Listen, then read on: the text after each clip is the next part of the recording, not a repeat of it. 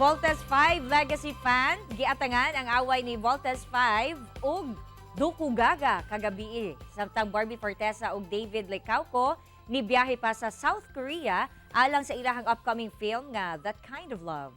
Kana og uban pa sa showbiz. Human ang pila ka adlaw nga giatangan na saksihan na kagabi ang panagsangka ni Voltes 5 ug Buzanian Beast fighter nga si Duku Gaga. Giatangan gayud sa solid fan ang paggamit ni Voltes 5 robot sa ultra electromagnetic weapon ug ang sikat nga laser sword aron mapili si Duku Gaga.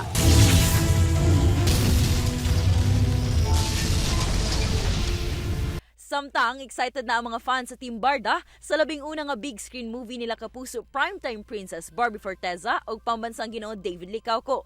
Gani niabot na sa South Korea ang duha aron sugdan ang ilahang upcoming romantic comedy film nga That Kind of Love. Samtang usasab sa angay atangan ang grand finale sa The Clash 2023, si Liana Castillo ang gibansagang baby girl biritera sa Binyan, Laguna.